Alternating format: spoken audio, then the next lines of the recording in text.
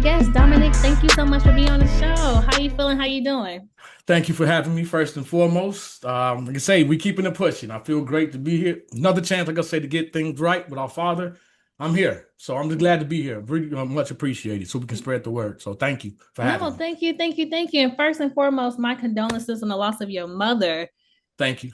Of course, of Thank you. course. That means a lot. Thank you very much. Of course. I was really excited to have you on the show because I'm like, I've been looking for different conversations to have, especially with men, because we do have a men series on the show. So when I saw Yes. your show, and then also you from a similar background like myself, I'm like, oh, I gotta have him on the show. But one of the things that you said where you was a little nervous about sharing your story. Why was that? And Yes. how did your mom feel about this story? Well, the whole simple fact is because it's an ultra personal. Okay. When you have a relationship with God, whether you have a relationship with demonic things, a relationship is ultra personal. So a Mm-hmm. lot of that experience, it's still taking me to grasp it because it's so when you hit the realm of eternity, things are so different. Everything Yeah. is not even close to resembling what we think we know. Okay, so it's beyond a nightmare, it's beyond terrifying, and it's to the point where I'm still unpackaging it to this moment. Mm-hmm. Literally, I sleep in 3 and 4 hour increments.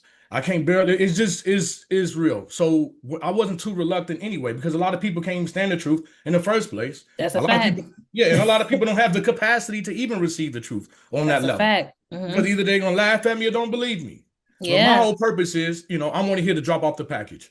That's it. If they can take it, that's on them. If they don't, that's on them. So therefore, there would be no excuse, whether it's written in their hearts or they heard it internally or externally, meaning from the inside or outside.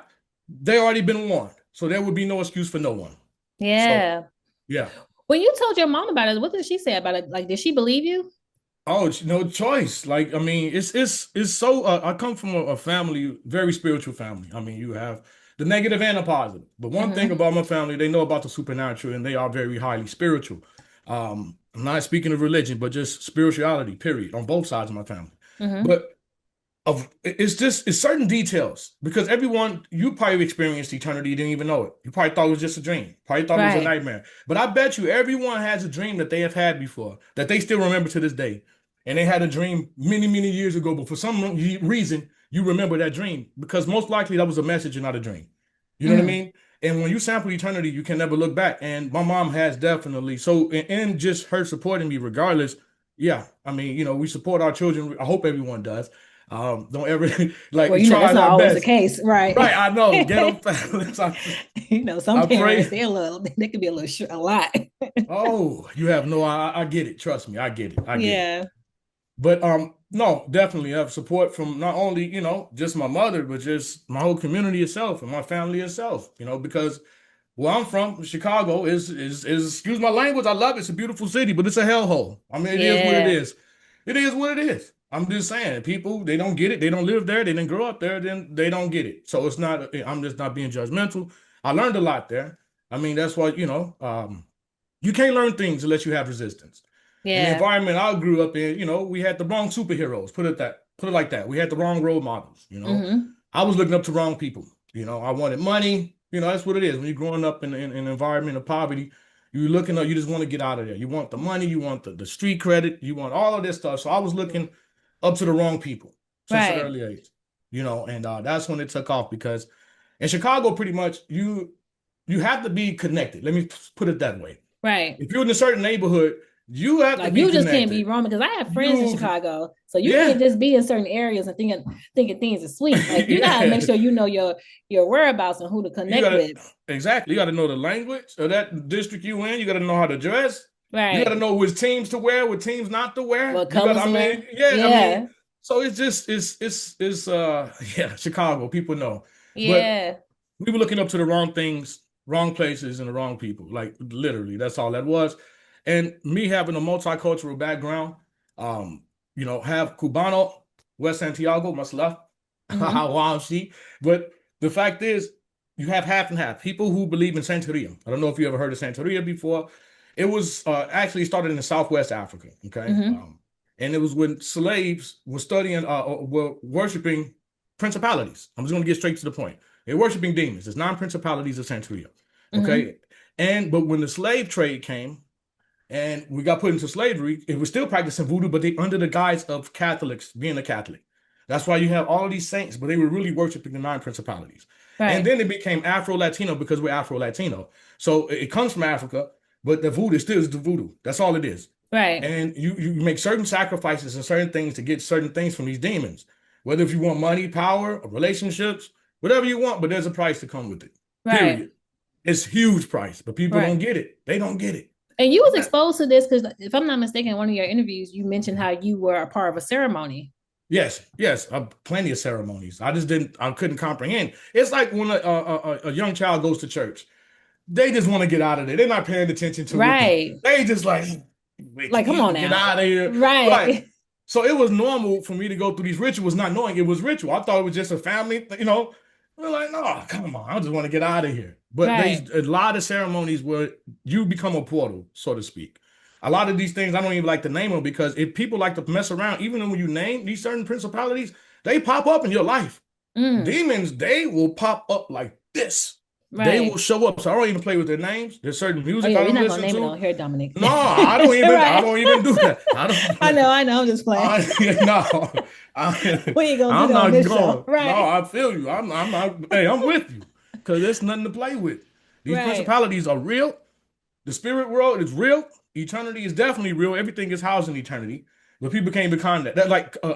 Comprehend that. Just like, for example, if you was to ask somebody, think about forever. Could you imagine forever?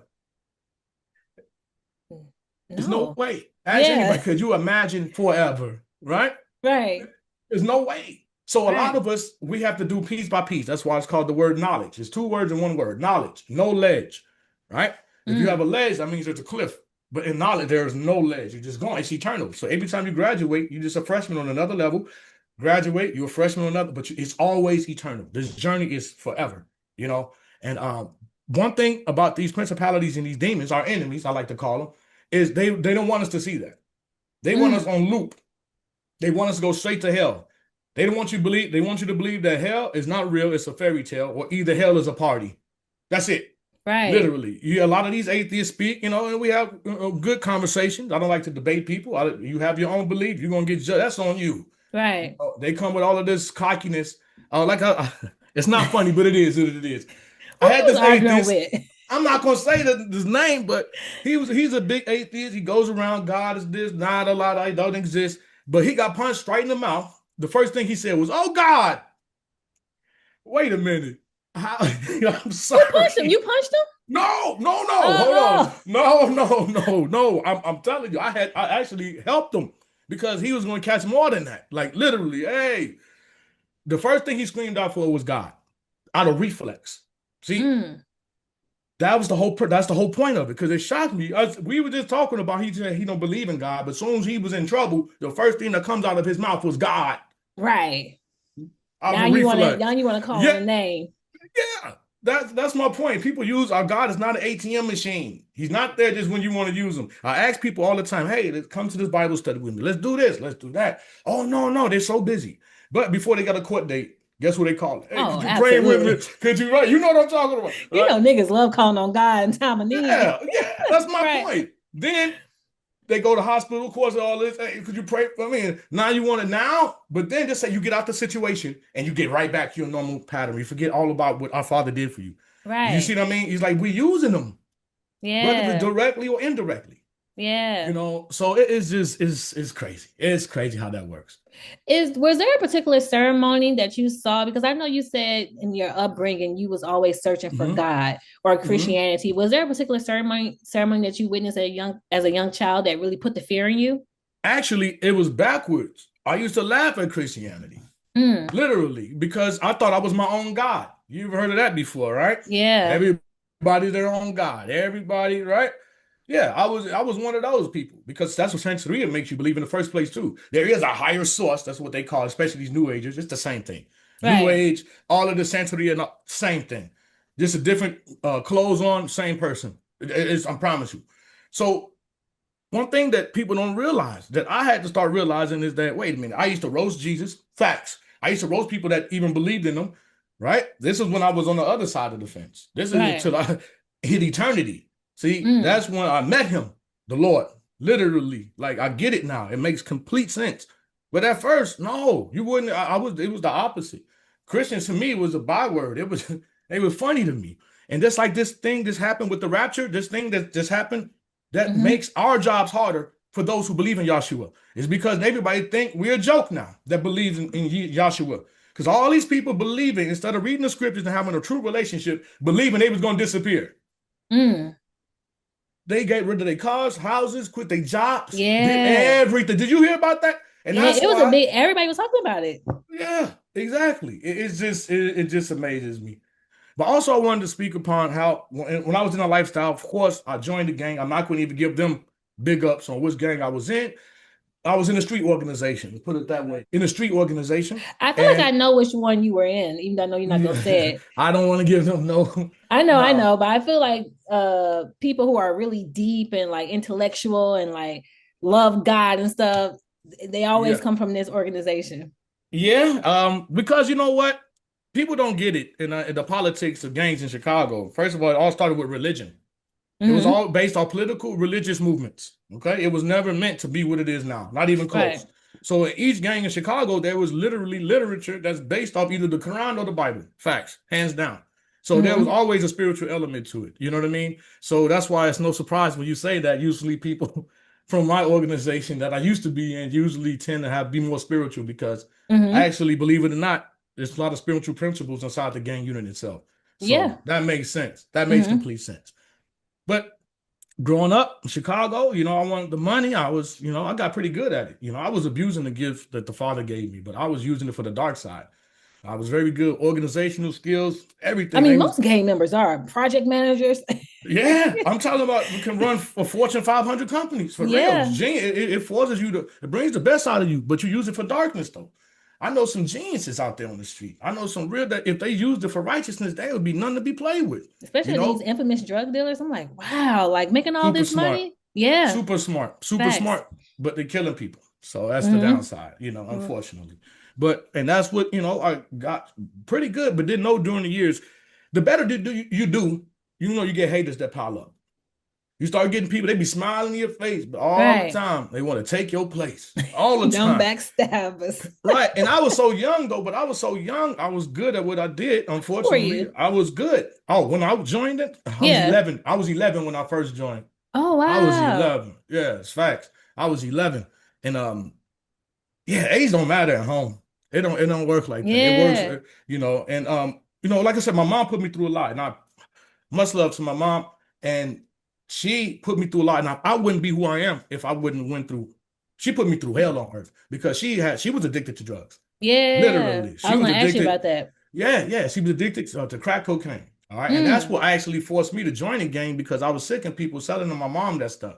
So when I joined, my whole neighborhood, she couldn't get no dope from nobody because it was a no-go. It was a no-fly zone after that.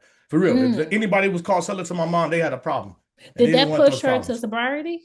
No, what did push her to sobriety was when I forgave her. See, what the enemy did was compound. And I want people to understand and understand this. It puts you in a circle and it puts you in a loop. So your guilt for doing bad and hurting your children or hurting your family member or hurting your friend will make you do more in the loop. So you feel guilty, this whether if it's an addiction or whether what it may be, it will keep you in that state of, oh, I feel so bad, forgive, I give up. And then you don't want to give up, but the shame, the guilt. So then it keeps you. So she was stuck in that cycle. But once I got saved and I knew true forgiveness, and as soon as I forgave her, done. It was done. Wow. She was done. She was sober over 20-some years. Oh, literally. God bless her. Amen. No, facts. Like, as soon as I forgave her, I noticed that. As soon as I truly forgave her. You think she was waiting on that? I know she was. I know for a fact she was. And that's why a lot of people, you know, that's why now I don't take nothing for granted. No relationships I'm not going to take for granted. Either it is or it's not. You know, we can't keep, you know, because we're not promised the next 5 seconds. Yeah. You're not promised anything. Nobody's not promised anything, you know, and I wished, and I did talk to my mom before she passed away that day. Could you imagine if I would have known that was the last time I talked to her, I had plenty much more to say. I would have had so much more to say. That's why we can't take people for granted because you never know when you're going to see them again. Time is too short. It's so short. It's so short. That's the understatement. Yeah. It's a clear understatement. Like, so I just want people to don't take anything for granted. Yeah. Don't take anything for granted. So who was the guy that shot you? Did you know him? Like, was this somebody that you thought you was cool with, or? Oh, he was in my same organization. Of Oh, course I know him. Grew up with wow. him and his family and everybody. That's my point. These the people I helped when they was locked up. I was supplying, helping their families out. Like all these people I put my loyalty to, the whole time, all these years, they was plotting to pop me off anyway. They was always jealous of me. Always. And Oh, then would embarrass them because I was way younger than them, but I had more access and I had more status than them. So that already built up a lot of animosity. I mean, I was like 15 years old when I was really into it. And you got people 30, 40 years old, and they was under me. So that mm, already hurt their pride as a man off top. But they right. had plenty of chances to do what I did, but they were just lazy. They wasn't focused. They wasn't confident. They just wanted to kick it all the time instead of focusing on the business aspect of things. I thought But this was a random guy. no, see, that's what makes it worse. That's my point. It's Right. always be people in the inside that will get you before a stranger will. I promise you that. That's Mm. facts, pure facts. But I do want to make it clear. Just like I even put it in my third book, I want to thank him because he actually took my life, but he saved my life. So I want to give respect and credos to his family. I had nothing, like I say, he's no longer with us. He passed away some years back, but hey, I ain't had nothing to do with it. I keep telling everybody we have nothing How to did do he with pass it. away? Somebody killed him? Somebody clapped him out. That's the Wow. streets. That's Chicago. That's the Yeah. streets. It's just a Listen, you matter live of by the time. sword, you die by the sword. Yeah, it's just a matter of time. I'm telling you, I haven't seen a successful game banger make it past 20, 30 years with a successful game banger career at home. Never. It's a Yeah. matter of time. I'm telling you, it's horrible. So walk us But through the day when you were shot. it was in June 2009. Mm-hmm. We just got back from out of town, me and my best friend, and it was the weekend, and I will never forget. Oh, because we always go shopping, right? New clothes, new I fit know for the you was club. outside. I was outside. I know you was Trust me, I was outside. outside. You talking about outside? No, I know you was outside, Yeah, outside. I know how y'all give it up in yeah, Chicago. yeah, for And real. you young, you running stuff like, Yeah, nah, I we know was you was a doing it. problem. Yeah, because I never forget because we just came back from Kansas because that's when we used to travel. Right. Unfortunately, making our money, we used to go boom, boom, boom, boom, boom. So we come back, we go shopping. But Chicago is so big. Like in my district, there's over 500,000 people. North Mm-hmm. Pole, Chicago, Uptown. There's over 500,000 people in that district. Right. So if you see a person, it's gonna be unlikely that you see him again. Like, unless you know them, you meeting up with them, you just don't Right. randomly see. You go to one part, you see a person, then all of a sudden you go You to see the, them you see the same again. person, and then you see Right. that. It don't work like that. That would no, not in my district or not in Chicago, period, because it's so big. So we go shopping, and one I can never forget is just the vibe in my stomach. I want people, like I always tell them, to follow a first mind. Mm. Follow. That's one thing my mama taught me too. But that's the Holy Spirit. You got to follow your gut. Because when I Yeah. saw this dude, we went to the gas station at first to go grab some blunts and stuff, and I saw this guy. He's sitting on the car, and I said something. He looked, and he's like, "Oh, we like, all right, what's up?" So I ain't pay no attention. We go to the store it's called City Sports, and we go shop and get some shoes, a little stuff. I come out, the dude is on his car sitting there again. I'm like, wait a minute.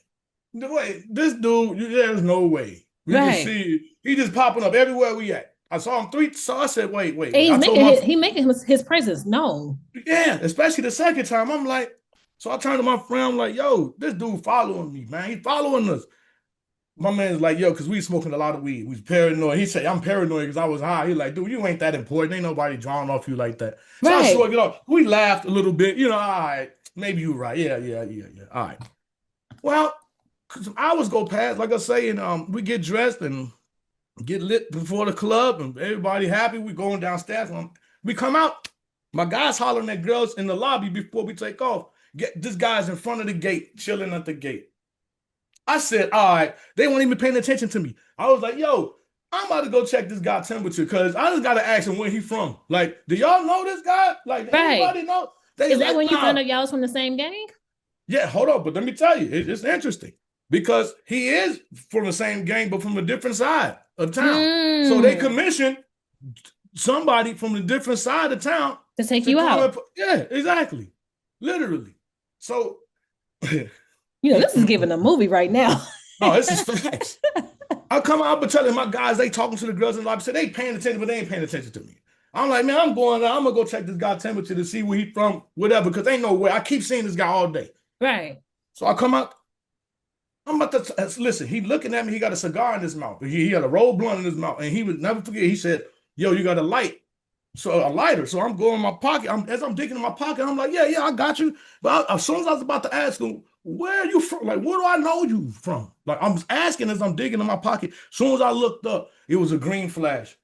I didn't feel nothing. It was just like so it looks like a neon green flash. That's what it looked like. Because it was almost dark outside, but not dark outside. So you can clearly see the flash. And I didn't feel nothing. I just looked, everything stopped. Everything. It was just like, for real, you're talking about a movie. That's an understatement. I looked down because you can't register. It happened so fast. I wouldn't even think, like, you know what I'm saying? But as I look up, I'll never forget, he had this grin on his face.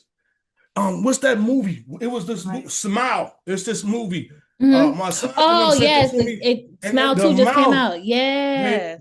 I'll never forget because he did the first time, because I got shot twice. He hit me, and then he had this grin on his face. That's what it reminded me of. It was like, it was demonic. Then he hit me again. Got me. Now the second time I felt it. When he hit me the second time, where did he shoot you at? In my stomach and my top right leg, almost by my groin, under my thigh, literally. And if that would have been a little bit centimeters to the right, it would have hit my main artery. It wouldn't have been no chance regardless. Oh wow! Facts. So look, he hit me again. It felt like the force. If you ever been shot, they know what I'm talking about. It's the force. Like if you close range, you feel it. It's like somebody pushed you so hard. I couldn't even, but this is where it gets creepy for me. This is where everything changed for me. Because as I start falling back, but at the same time, I was falling forward. I can't explain. That's when it started getting weird, because I know I'm falling back, but yet I'm falling face down at the same time. So your body was falling back, but your spirit was falling. Yeah, but at the same time. Yeah. See, like, it's hard to even explain, because there's some things that happen in eternity that you can't explain here. There's no language for eternity. I'm telling you, you have to experience it. That's why the Lord said, be a living, everything you talk about, living word, living example, right? Living, because our Father only exists in eternity as an expression. It is so complicated. There's no language but living it and experiencing it. That's the language of the universe. It's experience. So I'm falling back, but going forward. I can't even, it's hard to even explain it. But as I'm looking, I'm falling. Now, the first thing that I felt, see, one thing, when you're and you're in your spirit body, you know everything. What I mean by that is, you know that you knew that you're supposed to know that you know. You know everything. As I'm in this darkness, that's what gripped me. It was literally, I keep telling everybody, it was alive. It's a darkness that is so dark. It's not like dark here, you cut off all the lights and blindfold just to do. It's alive. The fact that your senses and stuff is, and your memory is so vivid, that's something else that everybody keeps saying, that when they were, if they have a near-death experience, their senses don't leave. Like, they remember everything. No, they get heightened, actually, times a billion. You see, people, you don't lose any senses. You still smell, hear, touch, taste, but it's times a billion. That's the best way I can describe it. You're like a superhero. Literally, when you're in your spirit body, you can see an atom. If you can stare at something, you can see the atom in it if you wanted to. That's how detailed your eyes can see, and how you look, everything. It is, but this darkness, as I'm falling, is faster than the speed of light. I'm just telling you. And I keep telling everybody this. They say, what's fast? Nothing faster than the speed of light. Yes, it is. The speed of thought is faster than the speed of light. So were you falling into purgatory, or did you actually go to hell? It don't exist. Purgatory, let me tell you, people need to know this. They trick you. There's no waiting room. See, facts. There's no, I didn't even get a chance. I didn't get no chance to talk to the Father to plead my case. It happened so fast. I was just, it's like me and you talking right now, and then all of a sudden you're in eternity. Like that. Like, it's no, you stand in line, get your number. No. So where did it come from? You say what? Where did it come from? Who was they? The demons? No, I said, where did that come from? Where did purgatory come from? Like, why do everybody always say Catholics? The Catholics. Okay. They hijacked. They made Christianity it's bogus. They do everything opposite. I've been calling people out. A lot of people have good hearts to the Catholics. They just in the wrong organization. They just worshiping in the wrong way, because everything Catholics do is an abomination. The Lord clearly says, don't worship idols. What do? Pray to statues, right? Hold on. The Lord also says, call no other man father, right? What do? Calling the priest and them, my Father. He says, no man can cure and take away sins except our Father in heaven. What do? They go to the fake father and he say, click your heels 3 times, take some beads, eat a cracker, and your sins are forgiven, my son. What? What? They do everything backwards. They do everything our Lord says not to do. So that's where that comes from. And also the Council of Nicaea, y'all can look it up for yourselves. The Council of Nicaea, I do believe it's 328 AD through 335. They took a handpick and wrote the Bible and edited and took books out, put stuff in. So the Catholic Church is responsible for a lot of misleadings, a whole bunch of things that people need to research for themselves. So yeah, right. Catholics are responsible for I call it the waiting room theory. Ain't no. When you pass away, it's either you're here or there. Ain't no middle, nothing. Yeah. Ain't none of that. So people can talk if they want. And I hope they don't experience where I've been, but it's only 2 options. Ain't no waiting room. So, all right, everybody's going to experience death. That's one thing I can guarantee. Everybody's going to die. Right. So nobody can escape it. So did it feel like you was going through a portal? Actually, that's a great description. But as I'm falling this darkness, it was a lot. It was in me. It was choking. It was just going through. But it's the worst despair, loneliness. I can't even describe it. And it's like when it was in you, I'm falling. It's going through me. It was wiping out everything that I had inside me. Good. Like for example, we don't know how hope that comes from the Father. Laughter that comes from the Father. Right. The sense of security that comes from the Father. Everything positive. You realize there that our Father, it's a gift. It's not a right. It's a gift. And we squander on it. But that darkness was there and it was taking it out of me. The best way I can say is the faster I was falling, the more this darkness was just making me feel, it was taking everything out of me that was positive. That's the best way I can describe it as I'm falling. Do you believe there's multiple portals in the world? They opening up right now. Even biblically, the Bible even talks about portals. We were talking about earlier today, the book of Revelation. People need to really take it literally. It's not metaphors no more. Portals are opening up all over the place. People create portals, they don't even know, in their own homes, directly and indirectly. How is that possible? People watch vibrations. See, everything is vibratory here. Okay, so if you think it just entertain, even the word entertain means intercontain, to enter something and it contains you. So everybody says, oh, I can watch all of this and do all of this I want. It's just entertainment. You opening up portals. When you listen to certain things, when you're watching certain things, you give them permission. That's why demons have a contract too. They have to tell you what they're doing to you directly or indirectly before they harass you, right? So directly or indirectly, they're going to say, they belong to me because they knew what they was doing when they was watching this. They knew what they was doing when they was doing what they were doing. That's why they always got to give you. So when I say even open up portals, there's so many different levels of portals. You have spiritual portals where people's personalities are getting taken over, or you have actually physical interdimension portals that are opening up all over the world right now, where you got stuff coming in and out. That's why I tell people, they know such thing as aliens. These are fallen angels, you all. All they doing is playing people. They back in the day, they were superheroes. They was gods. They just changed their names, but it's the same fallen angels. It's the same ones. Now they new one is aliens. These things are not intergalactic. They're interdimensional. That's why when people see these things, they can disappear. They can just go, they give it to, they can travel, anti-gravity, propulsion systems. No, they interdimensionals. They open up a portal that quick and that's why you can see things. What ghosts do, what the demons do that haunt houses. You can see them and then all of a sudden they disappear. Aberrations, right? See, because they're interdimensional. Just like these quote aliens, they're interdimensional. So we've been lied to about so many things. We've been going off his story. And so the word history means it's his story. Who is he? It's not the truth. It's his story. Who is he? Why are we drawing off his story? What is the truth? Well, who is he? Yeah, who hired this guy? Who is he? I want to know. So yeah, we just been misled. And I learned that when you pass away, I promise you know all these things. You know all these things. And like we get back to, like I was talking about, the senses are heightened. What got me is not only there's no words to describe the horror, the loneliness, it's beyond. Right. What's the atmosphere like? Just pure darkness, but the smell. Okay. Like I keep telling everybody, the smell of hell, if it was unleashed for not even a thousandth of a millisecond, you would die. Your body wouldn't be able to take it. Everybody, if you release one little pinch of that smell, I can't, the smell is even alive. Everything has a spirit behind it. That's why the Lord said, be very careful. I tell a lot of different cultures, they worship different elements. It's no different than Wiccans. You worshiping things. The book of Romans clearly say that. You worshiping creation instead of the creator. That's blasphemous. That's bogus. That's why, but they do have a point, because behind these things, like the wind spirit, the tree spirit, no, those are just demons. Those are real principalities. See, if demons came the way they really look and they came the way they are, you wouldn't do business with them. That's why they always... People be scared.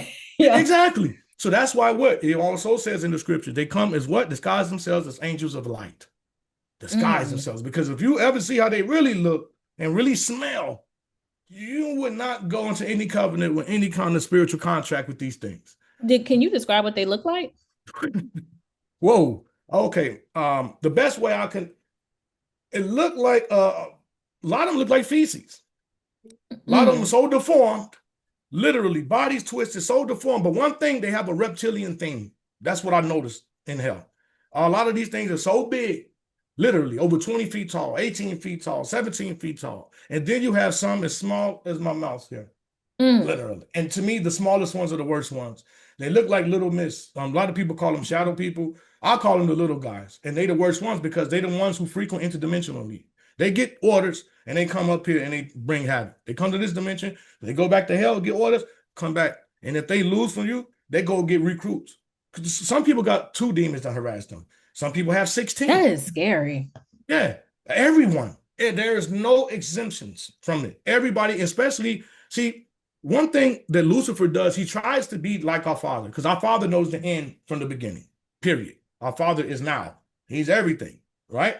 Now, Lucifer is always trying to mock, and he tried to be like our Father. So what does he do? He's artificial omnipresence. Why do you think this whole new world order system exists?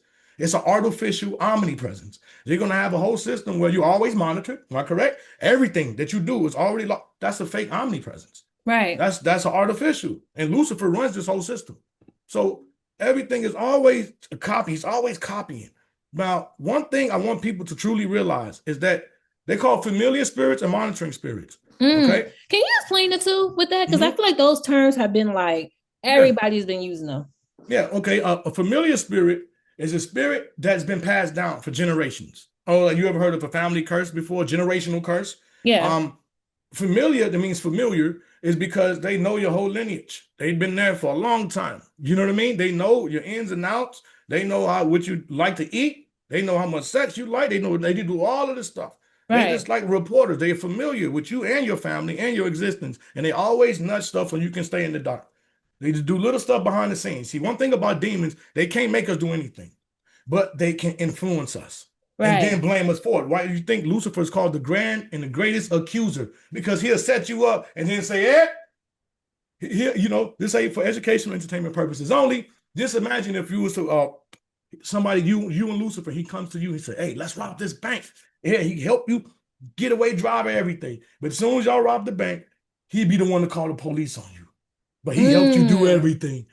Do you see what I mean? Right. He will help you shoot yourself in the foot, so to speak, and then blame you and then snitch on you. That's what I'm saying. These demons, they are created here. It starts off, all these people be worshiping demons. It starts off grand. All these Wiccans, all these people, New Agers and crystal worshiping people, all of this stuff. And then listen to their horror stories as time passed. I'm telling you, they will give you peace and all of this, but it's artificial until they start needing payment back. Right. They need payment. Everybody don't know it is real. All of these people with stars. Isn't that something? A star equals, that's the word for demon, by the way. That's why you got the Hollywood, they call them stars, don't they? Superstars. The fallen angels were considered the fallen stars. They're the ones that fell from their estate. They call stars. It's no coincidence. They put everything in front of our face on purpose. Yeah, I do believe that. That is true. Yeah. That is true. So what is a monitoring? Right. So what is a monitoring spirit? What's the difference with that one? Okay. Now, a monitoring spirit, they the ones who truly throw the loop. The familiar spirit is the one that's assigned to you and your family, literally, or just you, because you have fresh familiar spirit that starts from a whole new generation, that starts generation curses. They all got to start from somewhere, or some of them pass down. And your family, you notice your family got the same problems, same stuff, generation after generation. That's a familiar spirit. Now, a monitoring spirit is one who is more personal. It's like a familiar spirit, but it's there just to mess you up. It's there to just focus on you. A familiar spirit is more long lineage, generation behind the scenes. Make sure you have no generational wealth. Make sure that you have addictions forever to you, your grandkids, your great grandkids, stuff like that. But a monitoring spirit is the one who just assigned for you. Literally, just the design to make your week hell, to make your day hell, to throw you off track, to get you diseases, to make you feel uncomfortable. That's what they do. That's a personal, a monitoring spirit. They are just for you. So the difference is you have one that's more, like I say, lineage, generational wise, but monitoring spirits are created just for you. And they communicate with each other all the time. They team up with each other and help ideas. Hey, how can I get her now? Okay, do this. And then they contact other spirits. See, people don't even understand they demons be talking to your demons. Yeah. See, everybody, and they be conspiring, helping how to hate on you, how to get you. They be talking behind the scenes, and you can be having a regular conversation, but there's something going on behind the scenes between the monitoring spirits. They communicate with each other. Just like my aunt always told me, because, yeah, she's in Cuba, she's a psychic. She told me the truth about the whole thing. I mean, she has so much money off this. All she do, she said, they call them spirit guides. Don't play with that. That's a monitoring or a familiar spirit. That's just their sneaky name. They call them the spirit guides. Right? You ever heard of that before? Yeah. There ain't no spirit guide. That's your monitoring spirit. Duh. That's what it's right in your face. That's why it's born with you. It's your guide straight to hell. It's your monitoring spirit to make sure you do everything wrong so you don't qualify. Because the devil can't make you, the demons can't, no, you disqualify yourself. See, that's what I told you. They set you up for failure and you fall for it. That's like you being on a diet, right? And I take you to a buffet, but I know you on a diet. I know you've been doing good, but I go, come on, we're going out. I take you to a whole buffet, ribs, tacos. I'm just eating. You sitting there just going, you're going to break. You're going to say, okay, all right, just one day is not going to hurt. Right. See, they set you up like that. See, they can't force you to eat. I can't, just put ribs and stuff in your mouth, but they set you up to the point where you break. You see what I mean? Right. Yeah. So that's what the monitoring spirits are. So don't trust no spirit guides. Please, when I hear that, I just get the chills. Like, you don't know what you're getting yourself into. Yeah. I had a conversation with this girl last year, and she was talking about how she was introduced to like witchcraft and all this stuff. And at first it was through movies like The Craft and The Witches and stuff like that. And then, make a long story short, her cousin started doing tarot cards on her and all this other stuff. And next thing you know, she was being hunted by demonic spirits. Oh, yeah. See, you're talking about opening portals. That's a form of opening portals. When you play with tarot cards, no. Ouija boards, definitely portals. I'm not doing that. You're talking about opening portals. Yeah. Ouija boards is different. That's a whole portal. That is crazy. Yeah, you don't play with stuff like that. Don't even deal with people. Don't even hang with people. Wamshi. Don't hang with people, associate with people. Because just like we're contagious for light, we're contagious for our Father. We represent Yahshua, also known as Jesus Christ, right? We become contagious. Good energy, positive vibes as much as we can.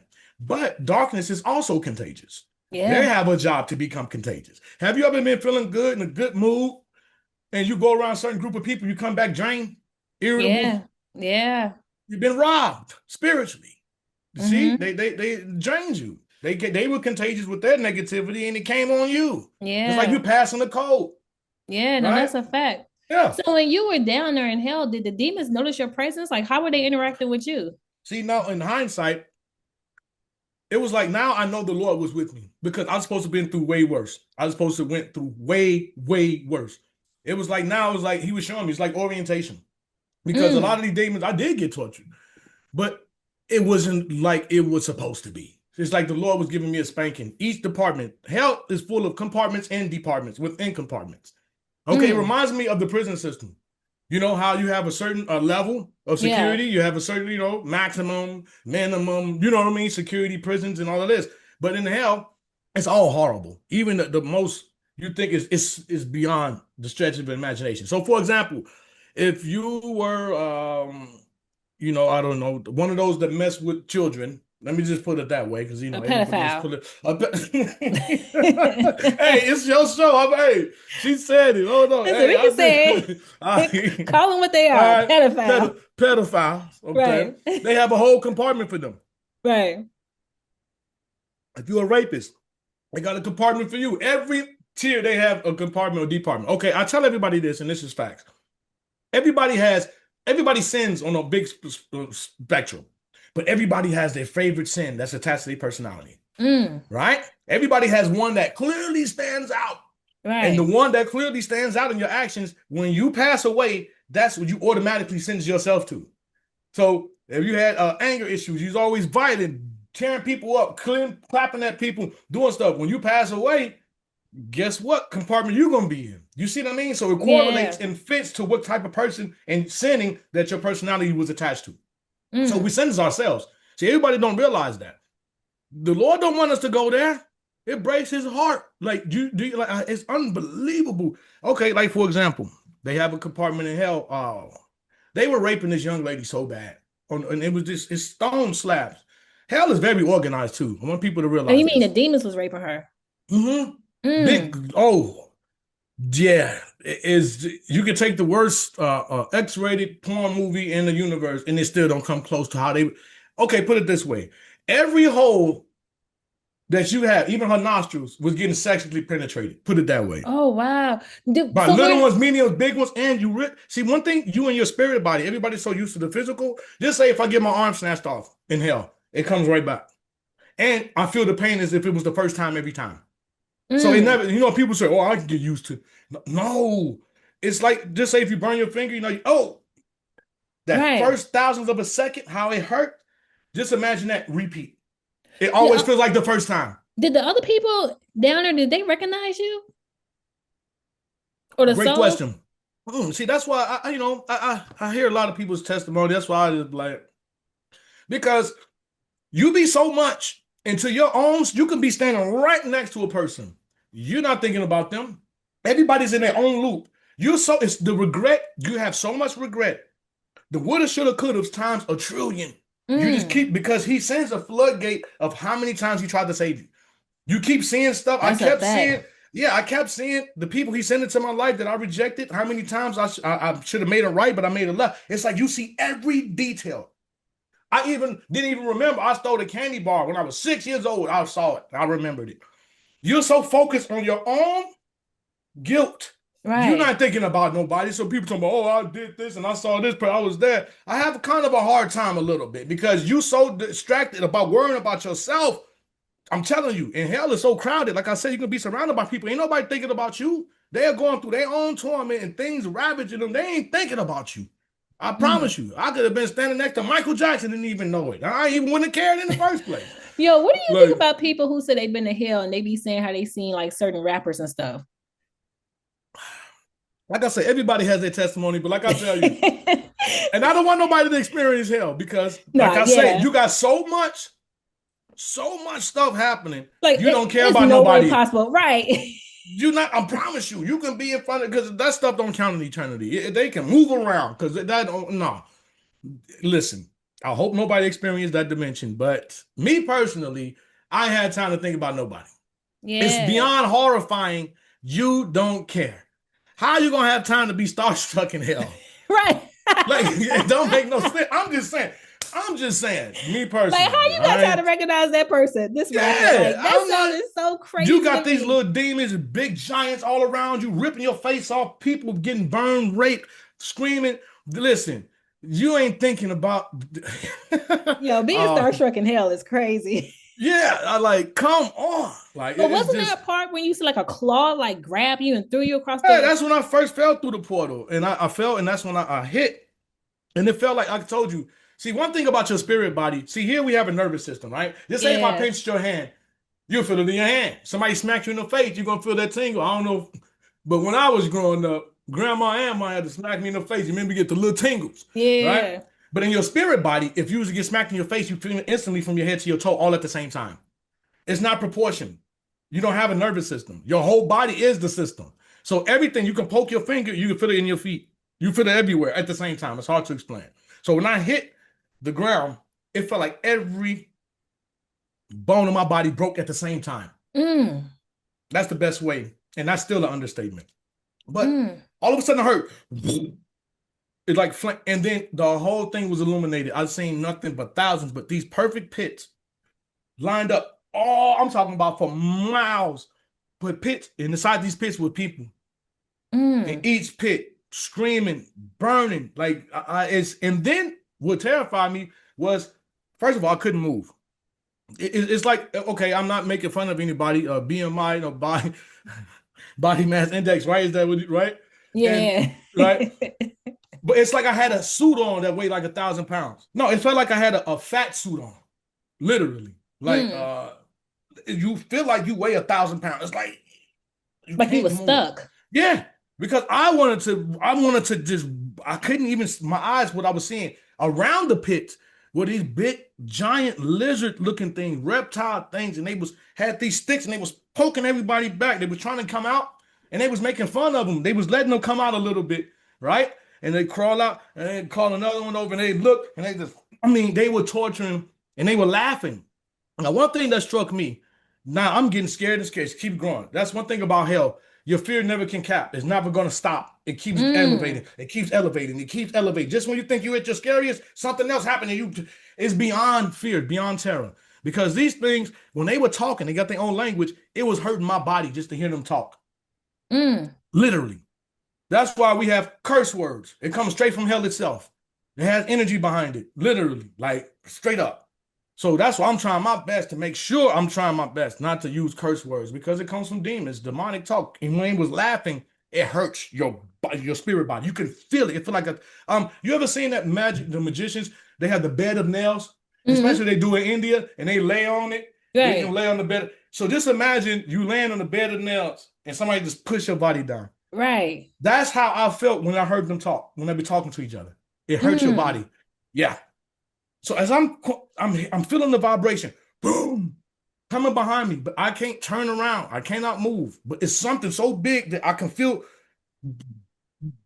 And instantly, it was like the thing was this thick. It was like a middle finger and 3 more fingers. It grabbed me from the back of my head. And I felt like I didn't weigh nothing compared to how strong this thing was. Literally. It's like this plastic cup. Literally, how powerful this thing was. It took me and it threw me so hard. I flew so fast. I'm telling you, this thing was super strong. So I don't hear nobody talking about, oh, I'll go to hell. I'll put the Foo Fighters on these demons. Yeah. No, you won't. Right. No, you can't. See, all that comes from God. Fighting in hell is crazy. You're going to be so punked out. The last thing you think about is fighting. There's nowhere to go, nowhere to hide. There's no relief. Then that's another thing. You feel so hungry and so tired. You feel like you haven't eaten in years. You feel like you haven't slept in years.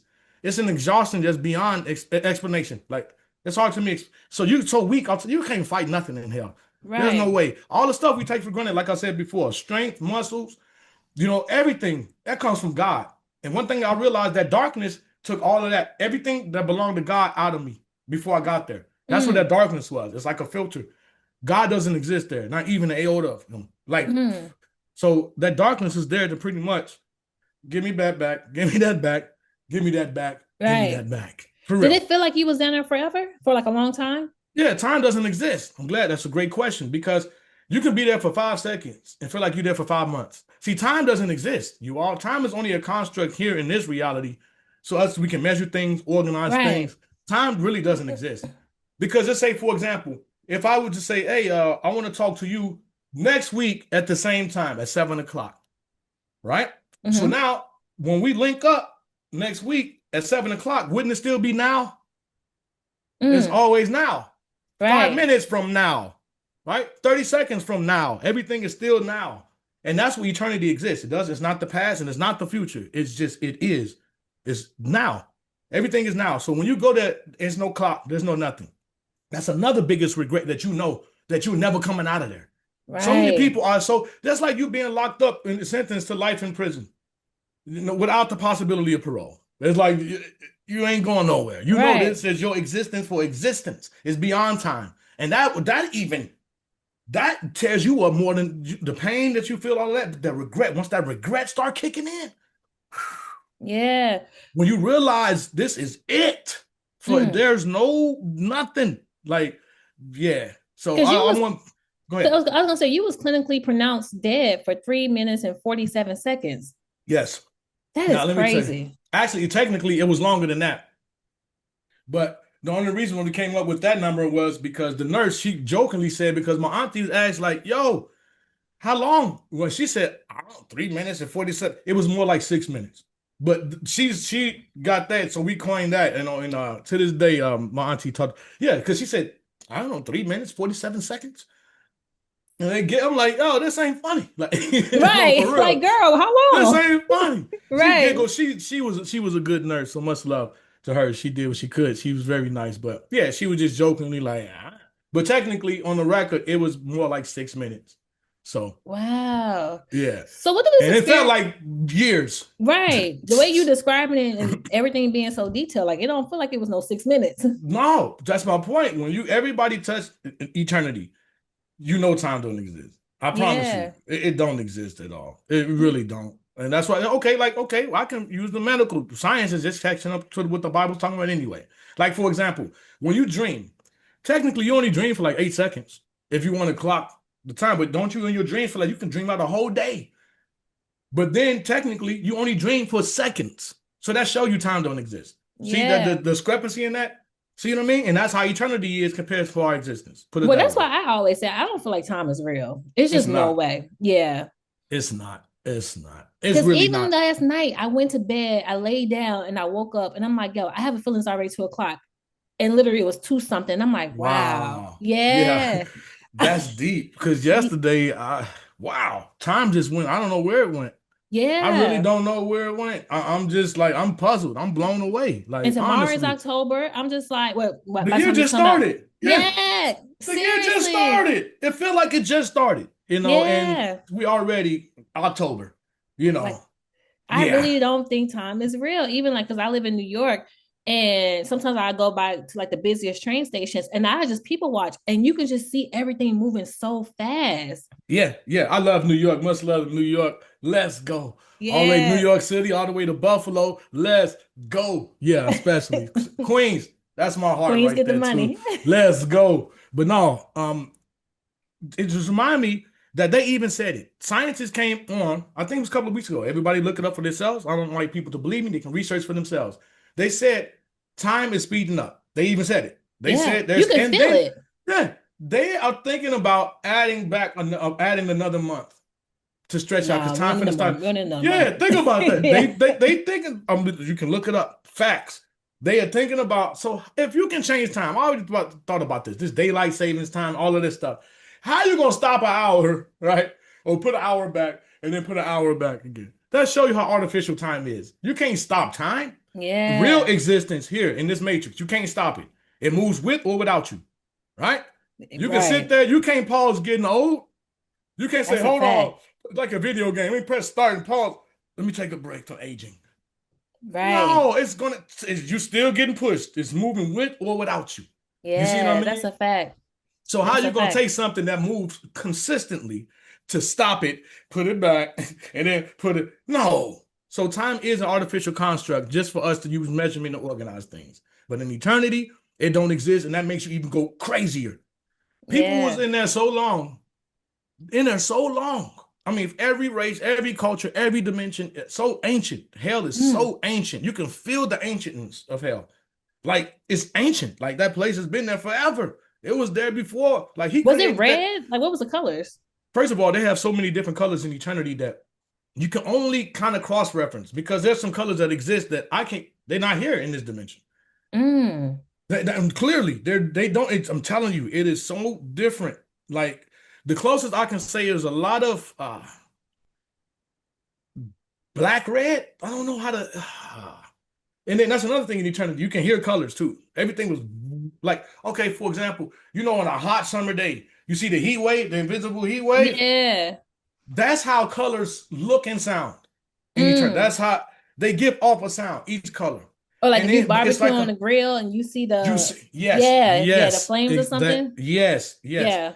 And it is like you trying to move through, but it's always going.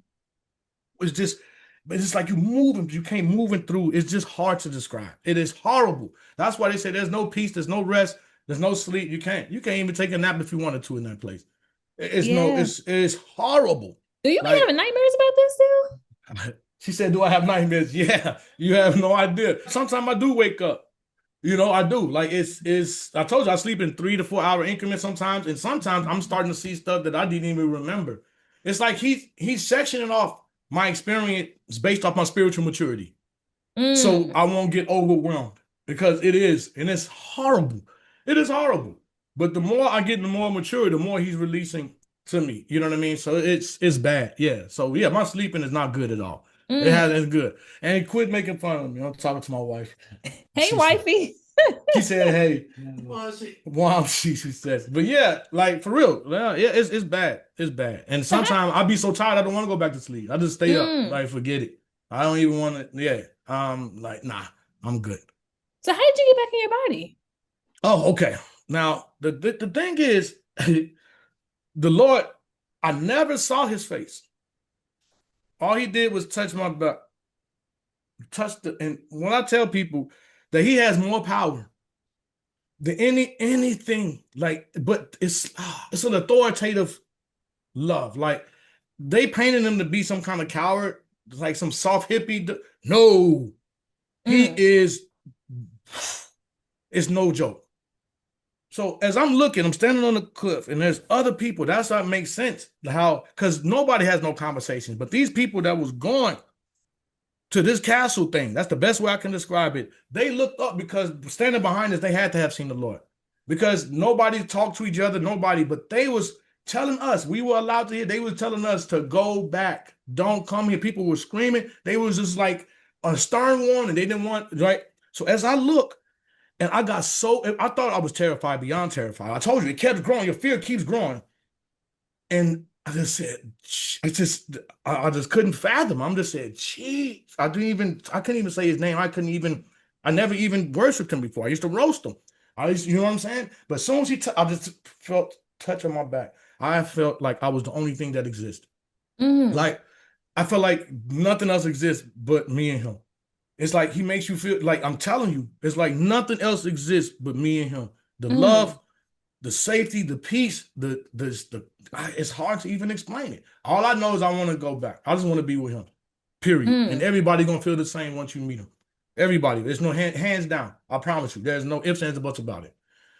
Now, as soon as I got touched, it's like I've thrown up the same way I was flying down, but I got thrown up, but then slam. It's like, boom. It's like, and the same pain that I experienced, I felt it. I felt like, but it was disgusting, because it felt like I was jumping back. When I came back to my body, it felt like if you put on, the blue jean outfits, right? Back in the day, the 𝐶𝐿 outfits. Just imagine you take 8 of those, dip them in ice cold water, and put them all on. At the same time, I felt nasty, cold, wet. It just felt like I knew I was wearing my body. That's how I know for a fact this is just a vehicle. I was wearing it. I was fresh from eternity, and I can tell. It feels like I was wearing an outfit, and I felt horrible. It made me feel horrible. I felt, and it took me weeks to get out that feeling. Literally, took me weeks to get over. I felt disgusting. It's like everything was delayed, like, to me. It took a while for me to get used to this. But everybody needs to realize your body is just a vehicle. For real, it's just a vessel for this dimension, for you to be able to go to school, so to speak. Yeah, school of life. Yeah, this is it. That's all it is. And people want to gamble a whole semester for an eternity. Yeah. Think about that. People give up eternity. They don't even know what it waits for them. That could have been there. That could have been. That's why he said he wants to share everything with us. But yeah, we forfeit it all just for this little season of nothingness. Come on, man. Like, yeah. But it's our choice. That's one thing our Father and the Lord don't play with. They don't play with our decision. They don't give us free. They don't violate free will. They will never violate free will. But they will always be there for you and help you. But they can't violate your free will, because that's a gift from the Father. And there's no liar in him. When he's saying it is, it is. He said he won't violate your free will, but use it wisely. He gives us tools to make sure we don't abuse our free will, because what happens when we abuse our free will? You see what happens. And then automatically by default, we sentence ourselves to hell. So do you remember waking up? Yeah, I clearly did, because the nurse freaked out, because they were pretty much like saying, I'm done. Like, you can tell they was wrapping stuff up, like literally. But when I made eye contact, all the first thing I did, I looked at the nurse. She looked and ran out the room. She almost fell. She went and got the rest, telling people, "Oh, he's awake, he's alive." Like, and then everybody started coming in. I even heard my family way down the hallway. It was just a lot of, but I still smelling sulfur. I was freaking out. When they came in, I tell them, no, they wanted to put stuff in me. I thought they was going to put me back to sleep or something because I didn't want to. No, no. They thought I was going crazy. Facts. No, don't put me to sleep. And I can still smell sulfur in the whole hospital room. It's like it was, I could still hear him. Yeah, it felt like I was in a dream within a dream when I first, like literally. I didn't know what.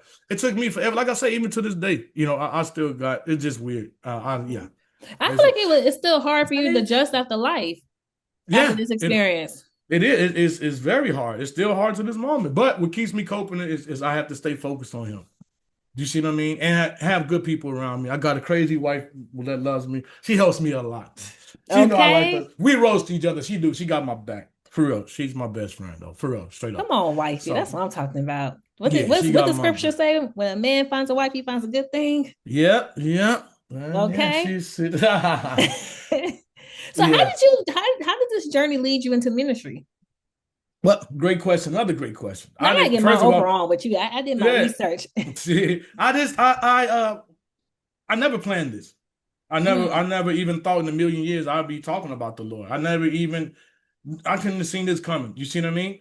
Yeah. And it took me a long time to get it right. See, people think if you go to hell, you come back, you turn to an angel. No, it took me over 14 years. Did you get out the game as soon as you got? Oh yeah, definitely. Okay. I wasn't, because I didn't trust nobody. I had trust issues after that. Right. You see what I mean? So I kept my circles. Yeah, I kept my circle super small, and I just cut ties. I was done. I was finito. I was finished. I couldn't do it. No. But the thing is, it took me 14 some years. Start drinking even more, smoking even more weed because I couldn't sleep, couldn't trust nobody. I'm seeing a little shadow, paranoid. So it took me a lot of years to even get to the point because I wasn't, some people did die and come back and get it right instantly. No, it took me 14 years to experience to get to this point, to have a real relationship. See, a lot of people talking about they know the Father, they know the Lord, but it's not a real relationship. You see what I mean? Right. It's just on the surface, and I love me some Lord, but yeah, key number 16 on your list. That's not a real relationship. You know what I mean? Mm-hmm. That's like if you're in a relationship with somebody, but the only time you see them is if you want some money or some booty cheeks, right? Right. But then anytime you just want quality time, you want that. No, you'd be like, this ain't no relationship. Right. You see what I mean? And that's how we treat our Father, though, don't we? You see what I'm saying? Like, no, and only the true authentic ones who put me all into this. And really, like, nobody's gonna go for that. So what makes you think our Father or our King gonna go for that? You wouldn't go for it. So why would you think our Father, our Creator, is gonna go for that? You see what I mean? So a lot of people need to snap out of it and really. But like I said, it took a long time for me to get to this point. And naturally, behind the scenes, I was doing this behind the scenes, helping people, reading, starting my own little Bible groups. And then it just started growing from there because I was just, everyone has to find their eternal purpose, right? Mm-hmm. It's not a job. It's not a career. You see what I mean? You find your eternal purpose. Everybody's going to find it if they're looking for it. And I guess this is my eternal purpose. It's just to serve him in any capacity that I can. And, hopefully people can learn from my testimony, also my experience with him daily. So, yeah. When you speak about spiritual warfare now, what do you want most people to understand? Because I feel like people still don't believe in the spiritual world. Yeah. Well, first of all, everybody has to realize spiritual warfare, you were born in it. Just take it to what it is. We were born in the dark world. We were born in a war that precedes our ancestors. Like, facts. But the thing is, spiritual warfare, you have to realize, first and foremost, you are your worst enemy. See, now my first book, I put the toughest enemy in life you have is you. And that's a fact. That's facts. Right. Forget the demons, forget the haters. You got to start with yourself first because you're your worst enemy. You're your toughest enemy because by default, your flesh rolls with demons. See, anything that pacifies the flesh, your flesh automatically, you want it. You're going to be, right? And demons cater to your flesh. And your flesh cater to demons. So unless you're under the management of the Holy Spirit, renewing yourself, that's what he means by being reborn. Meaning you die into your old self and you start to become reborn, you're under new management, so to speak. Right. You're not, your flesh doesn't manage you. Your emotions don't manage you no more. You know, it's like you become a superhuman, so to speak, because something else is managing you at that point. Because I can't do it by myself. That's one thing I learned. Once I surrendered and realized I can't do this by myself. I can't manage I don't want free will. Now I know why the Lord said, yo, I'm only here to do the will of my Father. And that's how I feel. I don't want free will. I can't manage it. Yeah. I'm gonna mess it up. I'm gonna mess it up. Really be outside. Yeah, exactly. I'm gonna mess it up. So I don't want it. I'm not mature to handle free will. I don't want it. Thank you for the gift, Father, but I just want to serve you. Here, I give my gift back to you is your free will gift. I'm giving it back. I surrender. I just want to roll with you. Yeah. That's it. So, and last but not least, what message do you share with people who are living the life you once lived? Because I can only imagine a lot of people that you were in the gang with, or just people that you know back at home, they probably not around, right? A lot of them, we lost a lot of people, but a lot of them now, fortunately, are giving their lives up for the Lord. That's good. The family men, responsible. You know, are you still cool with your friend? I'm cool with everybody. Yeah. Don't talk about the guy that was with you when you got shot. Yeah, he was just over here yesterday. Oh, that's what's up. Okay. Yeah, he was just over here yesterday. He also lives in Minneapolis and Minnesota as well. So okay, nice. Yeah. He the one who got me to move to Minnesota to get away a little bit. So yeah, no, he was just here. That was yesterday. He was here, wasn't it? Yeah, he was here yesterday. Oh, that's what's up. Yeah. And so yeah, definitely. You know, I'm about to go home. I'll be home next week, of course. My mom's memorial. And so everybody's way. I can't wait to go home, you know, to see everyone. And I got a lot of old enemies. I mean, we used to shoot at each other. Right. Facts. We used to shoot at each other. Now we laugh. You know, we grown now. You know, but you see what I'm saying? Grandfather. I'm a grandfather. We got people, grandfathers and fathers. We ain't got time for that. Real men are starting to wake up. Real men are fathers. They, you know, want to be responsible, starting to focus. So yeah, I'm proud of them too. Much love, especially North Pole, Uptown Chicago, 850. Let's go. But yeah, I'm proud of them too. A lot of them, they changed their lives, a lot of them. So, yeah. But what would be the message you'll give to younger men that's still in the streets and the gang life? Watch who you follow. Watch who you look up to. Choose better role models, literally. And like my grandma taught me, you will never catch a pigeon flying with an eagle. That's a fact. I repeat, you will never catch a pigeon flying with an eagle. So young men, young women as well. If you're out there, if you have dreams, how you going to be a bum but you want to be a millionaire, and all you do is hang around bums? You're not going to be a millionaire. You only rise as high as your company or the company you keep. You only rise as high as your faith. So young people out there, set goals. Make your ambitions super high. Don't hang with those who are not chasing the Lord or not even chasing their dreams, who are not doing all they want to do is just rob, steal, kill, and destroy. I advise you, choose better role models, choose better friends. That's because everything starts with your decisions of who you hang with. Yeah. For real. And you remember the old school saying, right? I'm just paraphrasing. Like, if you want to know a person, just look at their friends. Yeah. Look who they hang with. Then you already flock together. There you go. They go another one. See, that's so young people. It's better to be a leader anyway, to be a loner. Be a loner and be a leader. Start, mapping things out because time's going fast. We just talking about how fast time is going. Yeah. You can be 13. You're going to blink your eyes. You're going to be 21. That's a fact. Watch. Facts. I'm 46. And I just remember when I was 15, but now I'm 46 and it feels like it was like this. Yeah. So, yeah. So time is not your friend nor your enemy. It's moving with or without you. So prioritize, young people, prioritize. Watch who you're hanging with. But Dominic, thank you so much. I really appreciate this. And I want to come back. I can't wait. I want to come back. And I got to order your books. Tell everybody where they can follow you at. Tell them we can purchase your book so we can support you. Oh, thank you very much. Thank you very much. You can go to Shopify. Also, you can go on Lulu. You can go to Amazon. Of course, you can get all of my books. And also, hey, listen, I've taken a break for a minute because I have my 4th book coming out called Spiritual Currency. So it'll be out within 2 months, God willing. And, everything's happening. So everybody keep your prayers up for yourselves, your families, the whole world, because it's getting weird out here. Yeah. Weird. Do you hear me? It is getting weird.